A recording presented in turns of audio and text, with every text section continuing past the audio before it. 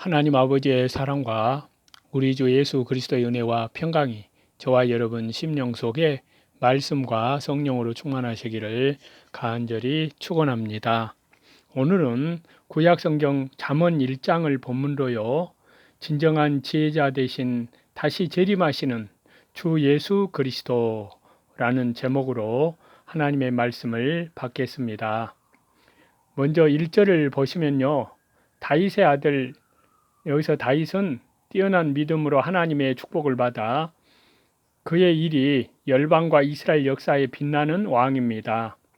이것은 솔로몬이 그의 아들로서 아버지의 위를 계승한 것을 영광스럽게 여기서 한 말인데요.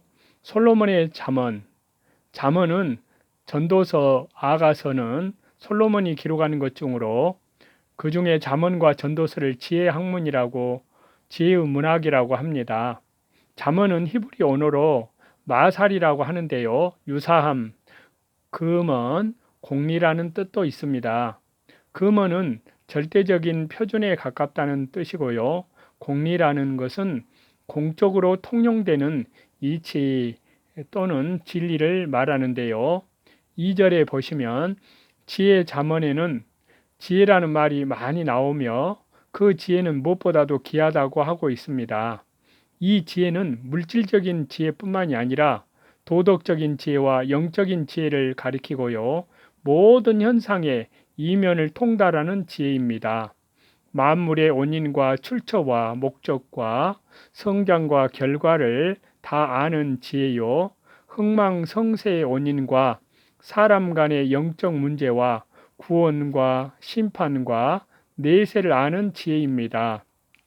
여기서는 주 예수 그리스도를 믿지 않는 인간의 지혜나 세상의 지혜를 말하는 것이 아닙니다.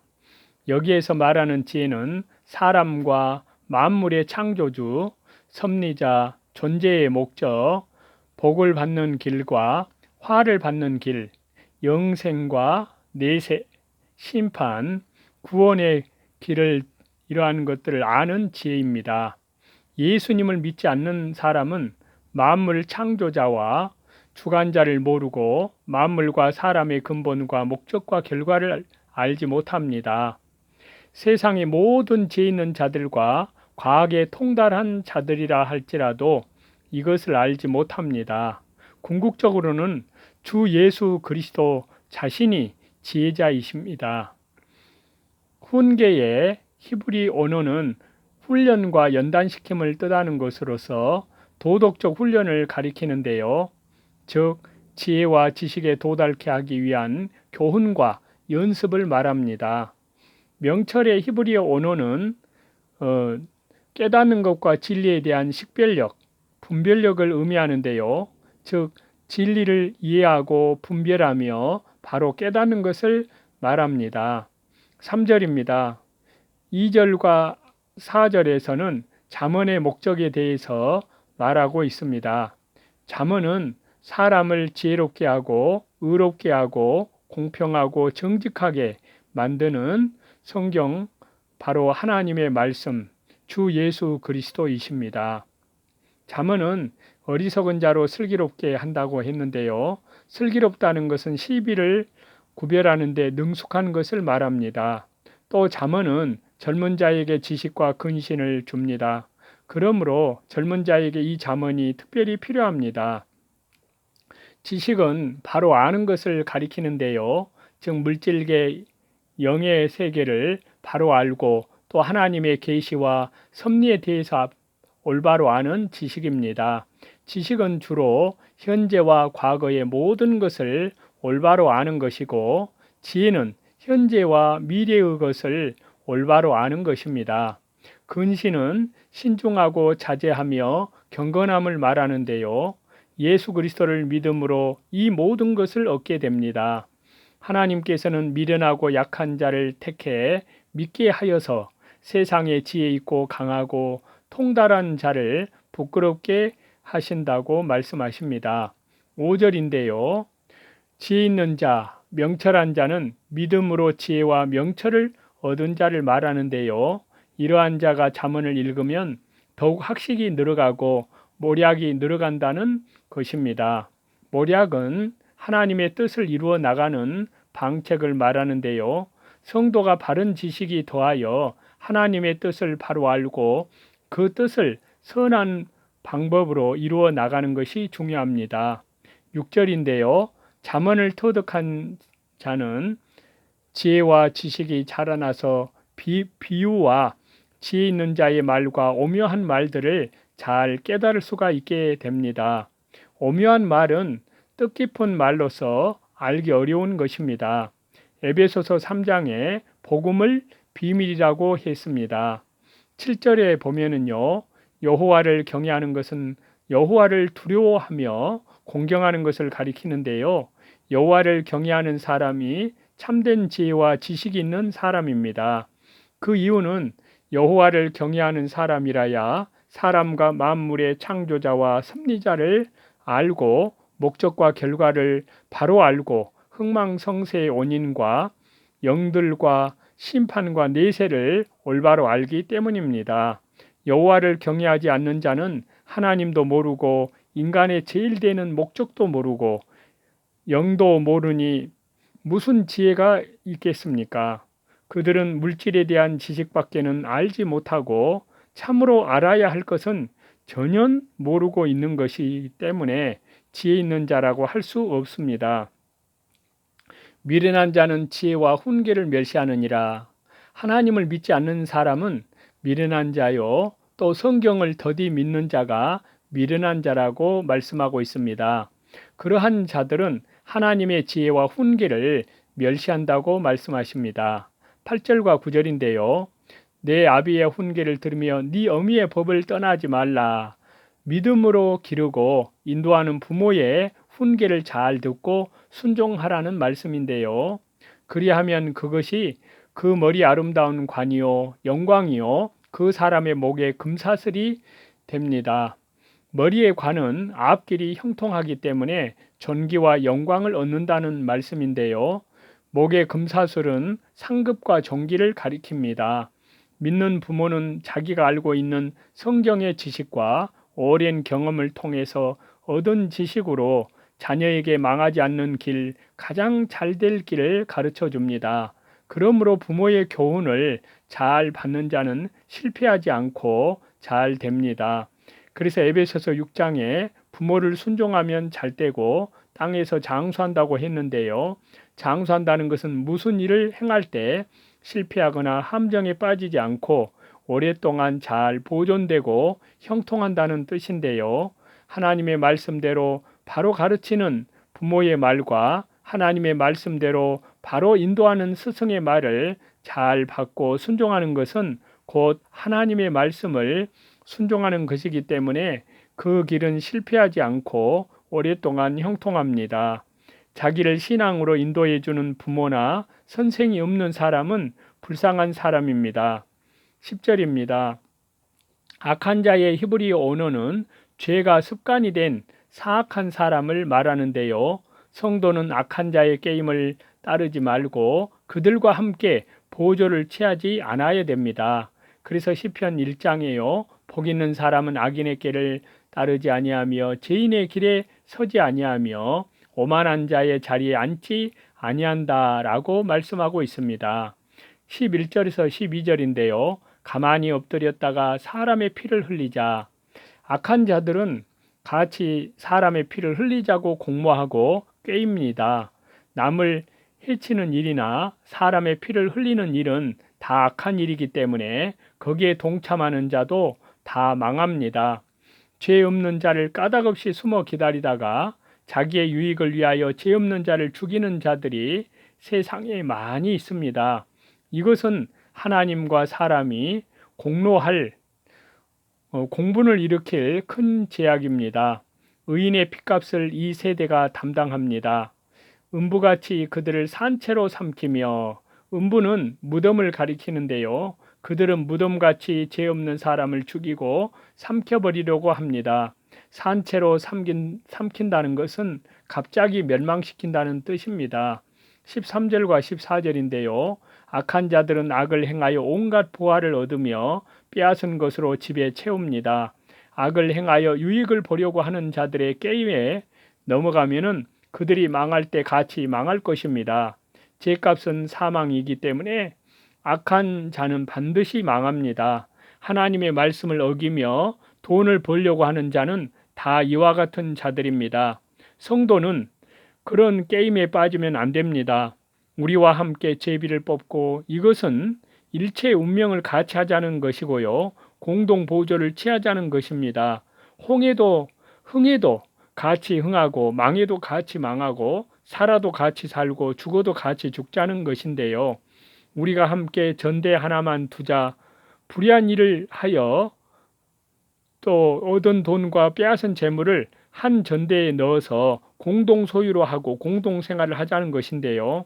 이처럼 악인들은 운명을 같이 하여 부도 같이 누리고 생사도 같이 하자고 하고 있습니다. 어려울 때는 대신 죽어줄 것처럼 깨입니다. 또 죄 없는 자들의 재물을 뺏어다가 다 같이 분배하여 평등하게 살자는 명분으로 깨입니다. 그러나 그 깨에 넘어가면 그들과 같이 하나님의 심판을 받게 됩니다. 15절과 16절인데요. 악한 자들이 깨일지라도 악인들과 함께 공동 보조를 취하지 말고 같이 어울리지 말고 사귀지 말라는 것입니다. 악인의 발은 악행하는 길로 걸어가고 사람들의 피 흘리는 데까지 달려가는 것입니다. 17절과 18절인데요. 새가 사람이 그물 치는 것을 보면 그곳으로는 날아가지 않습니다. 그런데 악한 무리들은 그 그물에 걸리면 망할 줄 알면서도 물질을 따라가며 범죄하고 있습니다. 그들은 새만도 못한 사람들입니다. 악인들이 가만히 엎드려 기다렸다가 남을 해하려고 하지만 실은 자기가 그 그물에 걸려서 자기의 생명을 잃을 뿐입니다. 그래서 시편 7장에요. 저가 웅덩이를 파 만들며 제가 만든 함정에 빠졌도다 라고 말씀하고 있습니다. 함정을 파놓은 자는 자기가 그 함정에 빠집니다. 19절인데요.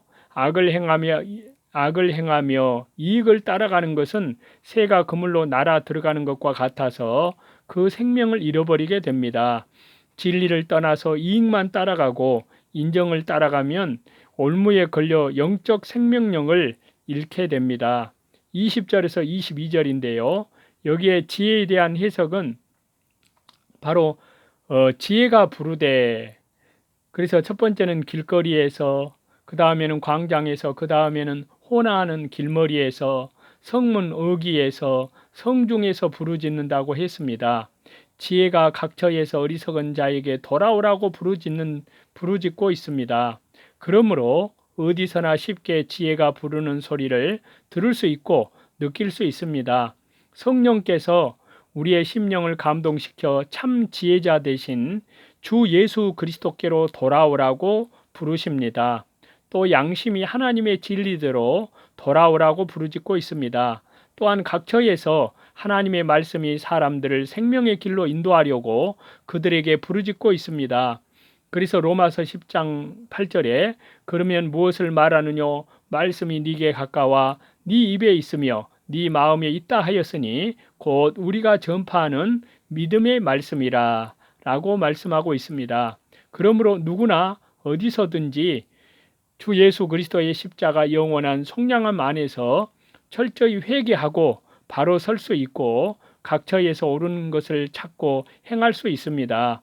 그러나 어리석은 자들은 어리석은 일과 거만과 미련을 기뻐하면서 이 지혜가 부르는 곳으로 돌아오지 않고 생명이 사는 지식을 미워합니다. 23절인데요. 나의 신을 너희에게 부어주며 회개하는 자에게 성령을 주신다는 말씀이십니다. 성령께서 우리를 감동시켜 인도해 주시고 하나님의 말씀을 가르쳐 주십니다. 우리가 성령의 감동을 받아야 하나님의 말씀을 올바로 깨달을 수가 있습니다. 24절에서 26절인데요. 여기서 지혜는 바로 예수 그리스도입니다.